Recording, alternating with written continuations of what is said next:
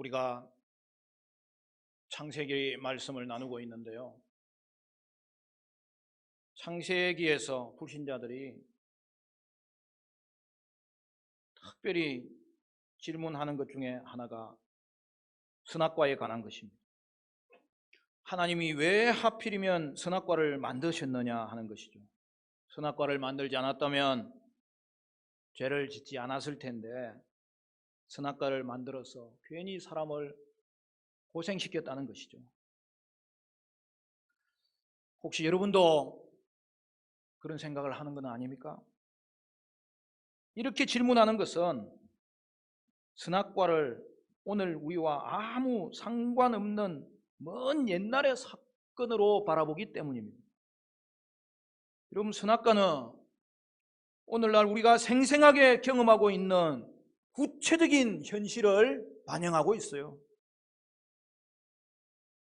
우리는 앞에서 천지 창조 이야기를 살펴보았습니다. 창세기 1장 1절부터 2장 3절은 창세기의 서론이죠. 그리고 성경 전체의 서론이죠.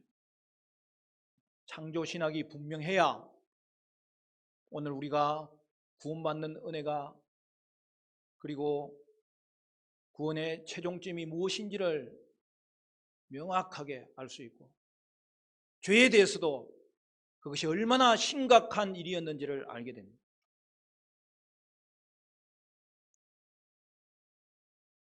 그리고 오늘부터는 창세기의 본론이죠. 원시 역사가 나오고 구속 역사가 이어집니다. 원시 역사에서 중요한 사건 하나가 등장하는데 그것은 타락 사건입니다.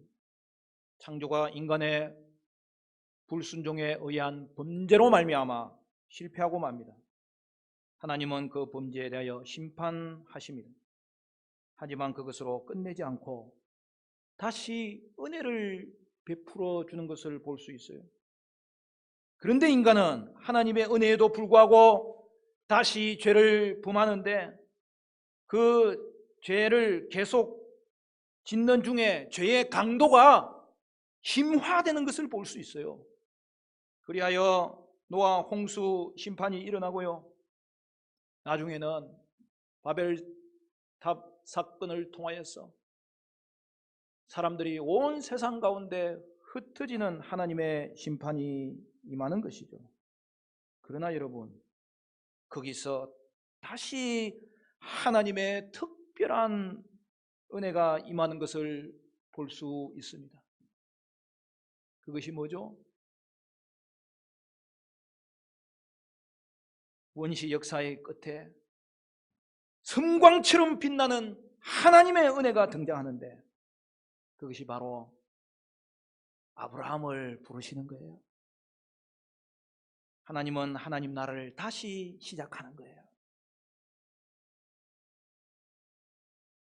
창세기의 본론은 이렇게 시작합니다. 4절 말씀 우리 같이 읽을까요? 4절, 2장 4절 말씀 다 같이 시작. 이것이 천지가 창조될 때에 하늘과 땅의 내력이니 여호와 하나님이 땅과 하늘을 만드시던 날에. 여러분, 여기 하늘과 땅의 내력이라고 하였습니다. 이 내력이란 말은 죄송합니다, 제가 할 수 없이 사용하니까 양해를 해주시고, 톨레도트라는 히브리 말입니다. 그런데요, 창세기에는 이 톨레도트가 10개 등장해요. 그러니까 창세기는 10개의 톨레도트 모음이라고 볼 수 있는 거죠. 여러분, 톨레도트의 가장 큰 의미는요, 족보예요. 그리고 더 넓은 의미로는 오늘 본문처럼 내력, 계보, 역사를 의미합니다.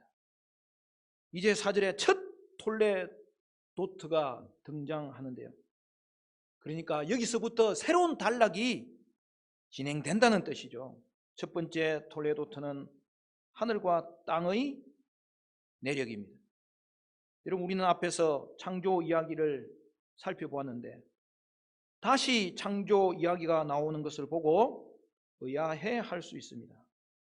그러나 여러분, 서론이 창조 신학의 개요였다면 이제부터는 본론의 시작으로 인간 창조라는 주제에 맞춰서 창조를 소개하고 있는 거죠. 그래서 여기에 하나님에 대한 놀라운 칭호가 등장합니다. 여러분, 4절을 주의 깊게 읽은 분들은 파악을 하셨죠? 뭐죠? 여호와 하나님이세요. 창세기 1장 1절은 우리가 잘 압니다. 태초에 하나님이 천지를 창조하시니라. 여러분, 여기서 하나님은 엘로힘, 전능한 하나님이라는 거예요. 그런데 오늘 본문에 등장하는 하나님은 여호와 하나님입니다. 하나님의 동일한 속성, 존재 가운데 하나님의 또 다른 속성들이 드러나서 그 칭호를 통하여서 하나님이 누구이신지를 밝히는 거죠. 여호와 하나님은 무슨 뜻입니까? 우리가 잘 아는 대로 출애굽기 6장에 나오죠. 하나님이 모세를 찾아오시는 것입니다. 그리하여 하나님은 자신의 이름을 가르쳐 주시면서 여호와 하나님이라고 밝히셨습니다. 영어로 하면 I am who I am. 나는 스스로 있는 자다. 모든 존재를 있게 하는 근원이신 자존자 하나님이심을 알게 해주셨습니다. 그런데 그 하나님이 애굽에 종되었던 이스라엘과 모세를 찾아오셨어요. 그리고 그들과 언약을 맺으셨어요. 그래서 여호와는 언약의 이름이에요. 여호와 하나님은 언약의 하나님입니다. 이는 우리 하나님께서 인간과 특별한 관계를 맺으시는 하나님이심을 보여주고 있는 것입니다. 그것은 먼저 인간을 지으시는 방식에서부터 나타납니다. 하나님은 말씀으로 천지 만물을 창조하셨습니다. 그런데 하나님께서 인간을 지으실 때에는 특별한 방식으로 지으신 것을 보여줍니다. 본문은 먼저 창조시 땅의 모습이 어떠했는지를 설명하는데요. 하늘과 땅이 만들어졌고요. 그 시작에서는 질서도 없고 채움도 없어서 황량한 상태였다는 것입니다. 아직 비가 내리지 않았기 때문에 초목도 없고 채소도 없었습니다. 그런데 여기에 안개가 등장합니다. 땅의 구속이 이루어지기 시작하였습니다. 여러분, 안개는 이제 물의 존재를 의미하므로 물이 땅을 적시고 이제는 식물이 자라고 생명체가 존재할 수 있게 되었습니다. 이로써 사람이 살 수 있는 여건이 조성되기 시작한 겁니다. 이런 준비가 다 된 이후에 하나님은 사람을 만드셨습니다. 어떻게 만드셨습니까? 7절 말씀입니다. 우리 7절도 같이 읽을까요? 7절 말씀 다 같이 시작. 여호와 하나님이 땅의 흙으로 사람을 지으시고 생기를 그 코에 불어 넣으시니 사람이 생명이 되니라. 여러분, 하나님은 인간을 말씀으로만 만드신 것이 아니라 하나님은 인간을 흙으로 손수 빚어서 만드셨습니다. 사람의 육체는 흙으로부터 왔습니다. 아담이라는 말은 흙이라는 뜻의 아담이에서 유래된 말이에요. 여러분, 하나님은 인간을 흙으로 지으시되 흙으로 인간이 되라 이렇게 말씀만 하신 것이 아니라 하나님의 손으로 흙을 빚어서 만드셨고 그 다음에 뭐라고 되어 있죠? 생기를 불어넣으니 생명체가 되게 하신 것입니다. 여러분, 여기에 생기는 생명의 기운, 숨을 말하는 거죠. 하나님이 숨을 넣어주시면 인간이 생명을 얻습니다. 이 숨은 하나님이 주신 것을 알 수 있어요. 그런데 이 숨은 단순한 호흡이 아니라 하나님이 인간에게 영을 넣어주셨다는 것을 분명하게 보여주는 거예요. 여러분, 동물도 호흡을 하잖아요. 그러나 동물은 호흡만 가졌지 인간에게 하나님은 영을 주심으로 생명이 되게 하신 거예요. 생명은 생명체라는 뜻이에요. 생명의 존재가 된 거예요. 즉 아담은 영혼을 가짐으로 생명의 존재가 된 사람입니다. 따라서 하나님이 인간에게 영혼을 주시면 생명을 얻게 되고요, 영혼을 거둬가시면 생명을 잃게 되는 거죠. 여러분, 이로써 우리는 인간 존재의 방식을 오늘 본문을 통하여서 명확하게 알 수 있어요. 그럼 그게 뭐죠? 인간은 영혼과 육체의 두 요소로 되어 있다는 것과 그것은 분리되지 않고 유기체, 통일체, 생명체로 존재한다는 것이죠. 그래서 여러분, 인간은 한마디로 영육 유기체입니다. 따라서 우리는 인간의 본질을 하나님의 형상이라고 하였는데 이제는 하나님의 이 형상, 즉 하나님의 본질을 또 한마디로 표현하면 영육 유기체로서의 하나님의 형상이라는 뜻이죠. 이처럼 인간은 하나님이 손수 빚어서 만드셨고 그에게 영을 불어넣어 주심으로 특별하게 만드는 존귀한 자입니다. 그러므로 사랑하는 여러분은 한 사람 한 사람이 하나님이 손수 빚어서 만든 존재로서 하나님의 작품임을 알아야 하는 것입니다. 여러분, 아담을 지을 때와 마찬가지로 여러분 1장에는 천상회의가 있었잖아요. 우리 하나님은 삼위 하나님으로 계세요. 삼위 하나님이 아담의 창조를 위해서 의논하셨잖아요. 동일하게 창세전에 저와 여러분을 창조하시기 위해서 하나님은 의논하셨는데 그때에 코는 좀 낮게 만드시고 얼굴은 좀 동그랗게 만드시고 손가락은 잘 빠져나오게 만드시고 그리하여서 여러분 그 안에 영혼도 심으시는데 여러분 우리의 성격조차도 하나님이 우리에게 가장 좋은 것으로 가장 적절한 것으로서 만드셨다는 사실입니다. 그러므로 여러분 부득이한 경우가 아니면 얼굴에 칼을 대면 안 돼요. 여러분 얼굴 성형 해야 됩니까? 안 해야 됩니까? 목사님 나는 요새 점이 커져가지고 뽑아야 되는데 점은 뽑아도 됩니다. 여러분 하나님께서 작품으로 만드신 여러분의 얼굴과 몸에 대하여 여러분은 존귀하게 여기셔야 됩니다. 로션도 잘 바르고 스킨도 잘 바르고 그 뒤에는 또 어떻게 해야 돼요? 저는 잘 모르는데 우리 여성 동지들은 영양크림도 바르고 에센스도 바르고 저는 이름도 모르겠어요. 여러분 잘 관리하셔야 됩니다. 예수 믿는 은혜의 얼굴과 하나님이 창조하신 하나님께서 가장 적절하게 여러분에게 주신 얼굴의 모습과 그 가운데 여러분에게 가장 적절하게 주신 하나님의 그 성격을 통하여서 여러분 성도는 빛나는 존재예요. 사랑하는 여러분은 하나님께서 특별하게 손수 빚어서 만드신 하나님의 작품입니다. 할렐루야. 우리 옆 사람 인사합시다. 당신은 빛나는 존재입니다. 당신은 하나님의 작품입니다.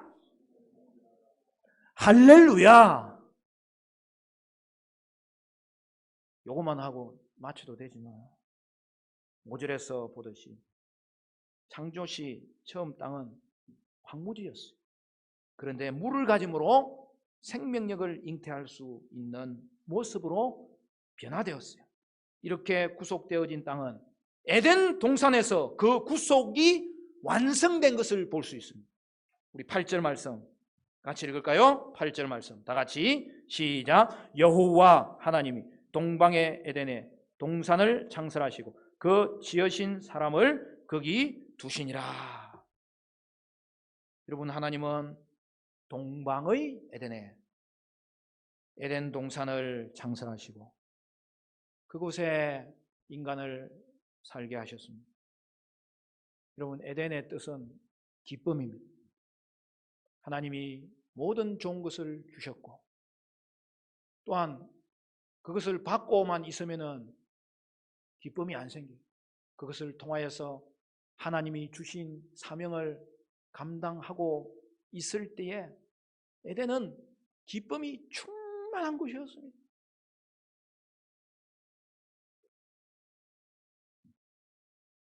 여러분, 에덴이 영어로 뭐죠? 이든이에요, 이든. 우리 아는 목사님, 제가 유학 가서 아들 이름이 이든인데 저는 처음 유학 갔을 때는 이 영어가 많이 딸려가지고 이든이 뭔지 몰랐어요. 근데 어느 날 누가 기도할 때 The Garden of Eden 그러더라고요. 아, 이든이 에덴이구나.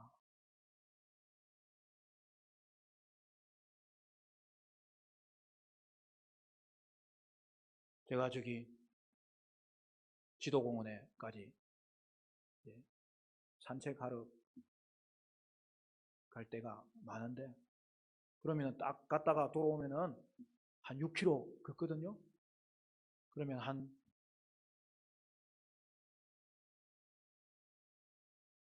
8,000보 정도 걷거든요. 그럼 한 1시간 정도 걸려요. 여러분, 요게 하루 산책 1일 권장량입니다. 그럼 10,000보까지 걸으려고 너무 애쓰지 말고 8,000보가 세계 권장량이에요. 근데 거기 가면 꼭대기에 잔디밭이 있고 참 예쁘잖아요. 그리고 조금 넘어가면 저 안쪽으로 오솔길 같은 게 있는데 너무 예쁜 거예요, 꽃이 필 때. 그래서 사모님하고 저하고 여기가 좀 에덴을 닮았다. 그래가지고 잔디밭만 돌다가 한 바퀴, 두 바퀴 돌고 내려오는데 어떨 때 이제 봄 되면은 우리 이든에 가보자. 여러분, 에덴 동산은 완벽한 환경을 지녔고 마치 미래에 완성될 하나님 나라의 모습과도 견줄 만한 아름다운 곳이었어요. 그리하여 에덴은요, 하나님 나라의 원형이었던 거예요. 에덴은 물이 풍부함으로 비옥한 땅을 가졌습니다. 에덴은 4개의 강의 근원이 거기로부터 강이 흘러나와 강의 근원이 있었고 그 강이 동산을 적시면서 사방으로 퍼져 나갔던 것입니다. 오늘 본문에 보면 그 강 4개 이름이 뭐라고 그랬죠? 비손과 기온과 히데겔과 유브라데다. 여러분, 비손과 기온은 정확한 위치를 알 수 없지만 히데겔은 티그리스의 옛날 말이에요. 티그리스 강이고 유브라데는 비슷하죠? 유브라테스 강을 말합니다. 그런데 오늘 성경을 보면 비손은 하윌라 지역이라고 되어 있죠. 그리고 기혼은 어디라고 되어 있어요? 구스 지역이라고 되어 있는데 창세기 10장 7절을 보면 이 두 용어가 나와요. 하윌라 땅이 구스, 즉 이디오피아 지역에 있었다는 것을 보여주고 있어요. 그러니까 여러분,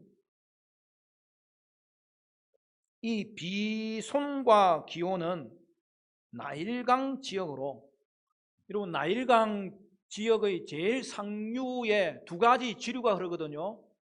그 화이트 나일하고 블루 나일이에요. 그래서 청나일강, 백나일강이라고 하는데 여러분, 바로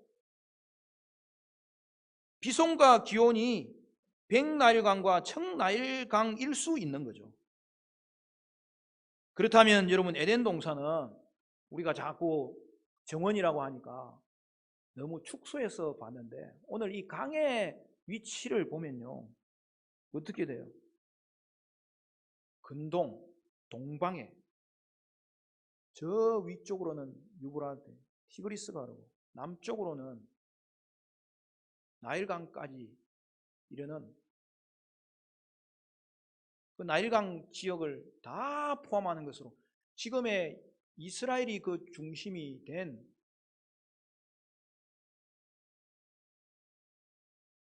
유브라데 지역과 나일강 지역이 다 포함된 큰 지역일 수가 있습니다.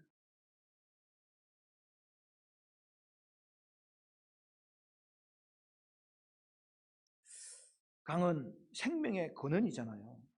강을 따라 나무가 자라고, 그러므로 생물들이 살 수 있잖아요. 에덴 동산은 생명의 동산이었습니다. 또한 에덴에는 금이 있었고 그것은 순금이었으며 아름다운 보석들이 가득 차 있었습니다. 무엇보다도 에덴 동산은 하나님이 자기 백성과 함께 거하는 곳이었습니다. 하나님의 임재의 장소였습니다. 여러분, 구약 시대 동안에 하나님은 성막에서, 나중에는 성전에서 자기 백성과 함께 거하셨지 않습니까? 그런데 우리가 하나님의 설계도대로 성막과 성전을 지었을 때에 그 모습을 자세히 살펴보면요, 그것이 에덴 동산과 비슷한 모습인 것을 알 수 있어요. 에덴에는 나무와 과실이 풍성하였고 성전에도 온통 나무와 과실의 형상으로 가득 채워져 있었죠.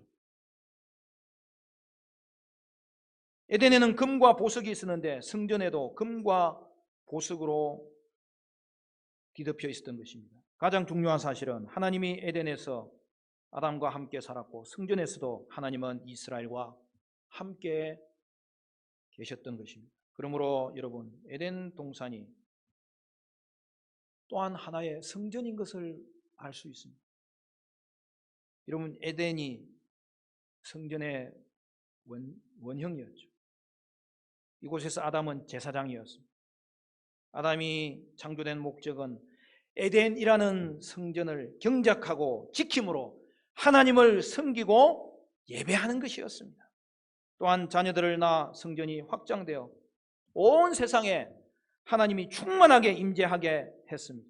이것이 하나님이 에덴을 창설하시고 그곳에 인간을 두신 이유입니다. 하나님은 우리가 하나님을 알고 영원히 즐거워하기를 바라셨습니다. 그분은 온 세상에 자기를 찬양하는 소리가 가득 울려 퍼지기를 원하셨습니다. 결국 여러분, 창조의 궁극적인 목적이 뭐예요?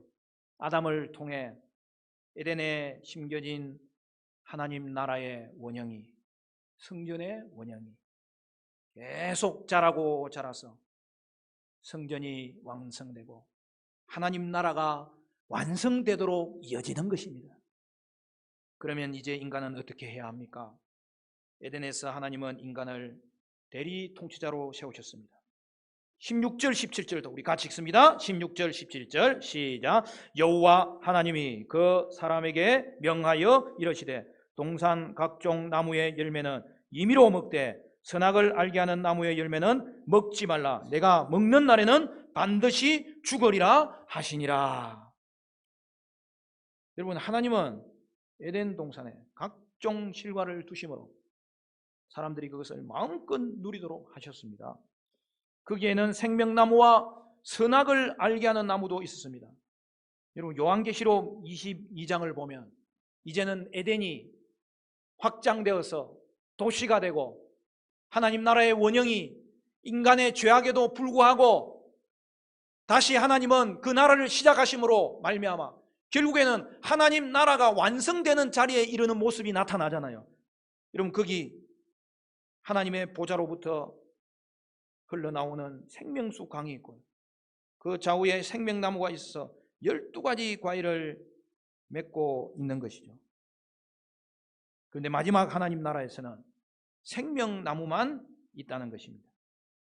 이것은 에덴 동산에서는 선악을 알게 하는 나무를 통해 해결해야 될 문제가 있었다는 것을 보여주는 거죠. 하나님이 에덴 동산에 아담을 두심으로 그곳의 통치자가 되게 했습니다. 1장에서 언급한 인간에 대한 축복과 사명이 다시 등장하죠. 에덴을 경작하고 지키는 것입니다. 여러분, 경작한다는 말은 농사하는 것이잖아요. 그것을 통해서 에덴을 가꾸는 노동을 의미합니다. 경작의 원래 뜻은 봉사입니다. 제사장이 성전에서 봉사하고 섬기는 것을 말합니다. 따라서 아담이 할 일이 뭐예요? 에덴을 잘 가꿈으로 섬기는 것입니다. 지킨다는 것은 보존하고 돌보는 것을 말합니다. 따라서 아담이 할 일은 에덴을 잘 돌봄으로써 또한 섬기는 것입니다. 우리는 여기서 노동의 의미가 무엇인지를 바르게 알 수 있습니다. 여러분, 노동은 죄의 결과가 아니라는 거죠. 노동은 타락 이전에 하나님께서 우리에게 주신 거예요. 노동은 의무로 주신 것이 아니라 하나님이 인간에게 축복으로 주신 거예요. 15절에서 하나님이 인간을 에덴에 두셨다고 하였는데 이는 에덴을 창설하시고 안식을 주셨다는 뜻이에요. 이제 그 안식을 어떻게 누린다는 것입니까? 노동을 통하여서 누리게 하셨다는 것입니다. 어떤 일을 하면서 안식을 누리는 것입니까? 하나님이 맡기신 사명이죠. 즉 에덴을 다스리는 통치자로서 에덴을 가꾸는 거예요. 원래 있던 대로만 내버려 두는 것이 아니라 잘 발전시키는 것을 말하는 거죠. 그리고 돌보는 거예요. 잘 지키고 그것을 잘 돌보고 잘 관리할 수 있을 때에 여러분, 그러한 노동을 통해서 하나님을 섬기고 땅에 대한 사명을 완수하는 것입니다. 또한 그것을 통해 안식을 누리게 하신 것입니다. 여러분, 노동을 하였지만 도리어 그것이 축복이고 사명이었기에 자발적이고 기쁜 일이었습니다. 오늘 우리 그리스도인들은 예수 안에서 안식을 회복한 자이기에 오늘 우리의 노동은 그냥 의무 부과로 주신 것이 아니라 하나님의 축복이고 하나님의 사명이고 그것을 통하여서 안식을 누리도록 하나님은 우리를 인도하여 주십니다. 노동이고 안식의 수단이었던 것입니다. 에덴은 이 세상에서 좋은 모든 것이 가득 차 있었지만 그것보다 더 귀한 것은 무엇이죠? 하나님이 에덴에 함께 하셨다는 것입니다. 하나님은 에덴에 함께 하셨고 그 땅을 소유할 뿐만 아니라 그 땅을 축복하시고 그 땅을 즐기셨습니다. 이로써 창조의 구속을 완성하셨습니다. 여러분, 에덴 동산이 성전이 된 거예요. 그런데 여러분, 이제 이것은 시작이라고 했잖아요. 이 성전은 원형이기 때문에 발전해야 되는 거예요. 하나님 나라가 에덴 동산에 임했지만 이것은 원형이기 때문에 발전해야 되는 거지. 그래서 오늘 본문에 뭐가 나옵니까? 이 성전이 완성되도록 하나님은 아담과 언약을 맺는 것을 볼 수 있습니다.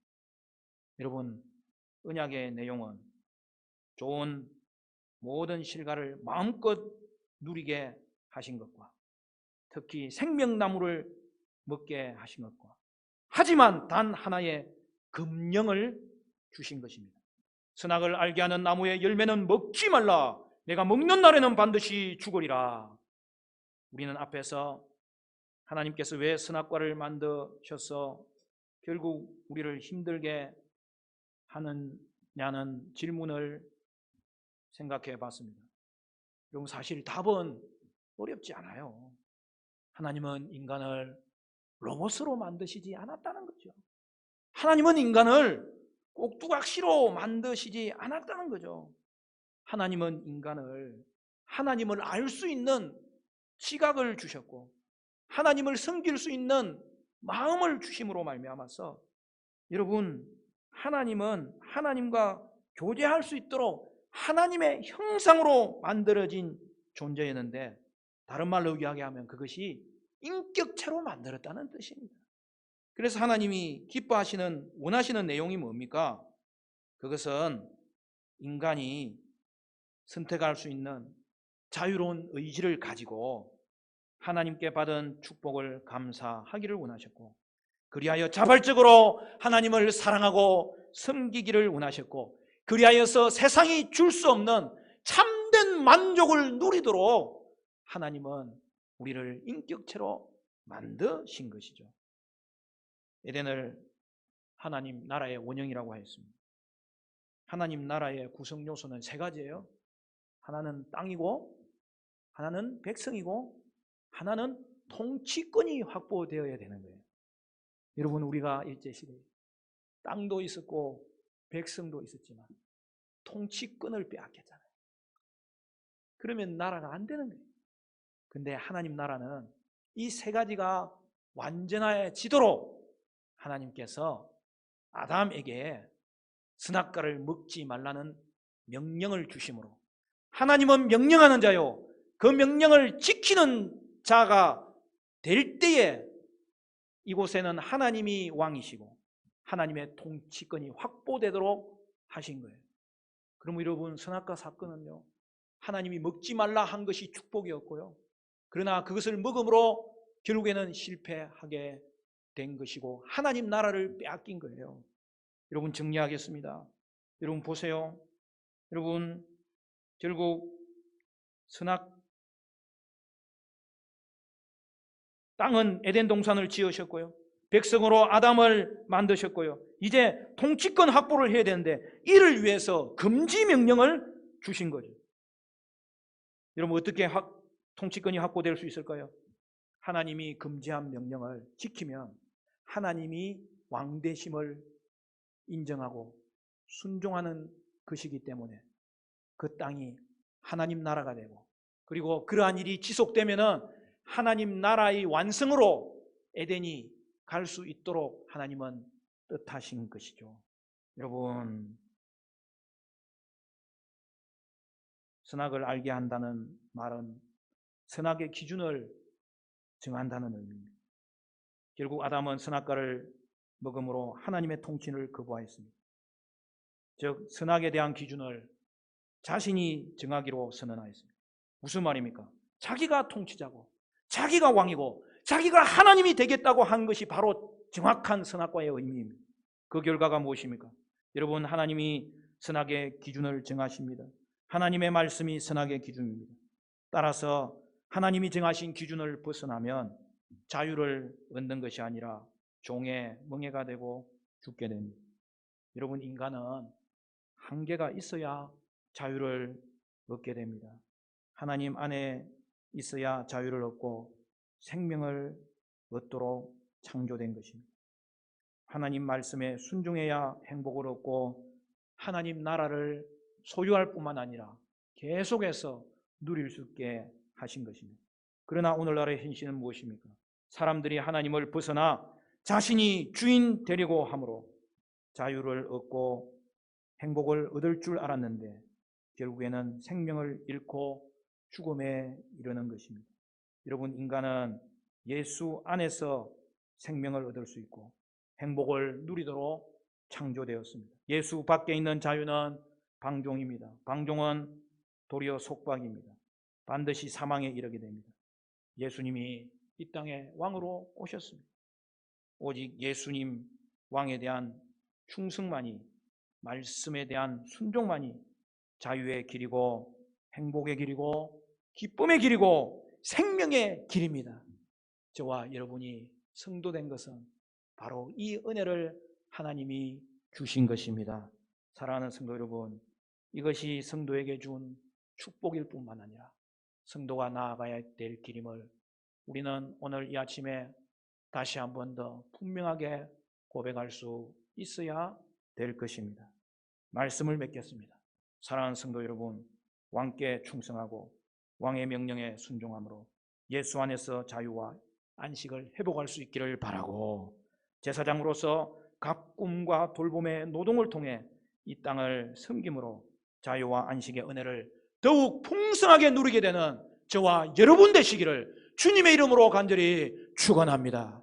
축복합니다. 이 찬양하고 기도하시겠습니다.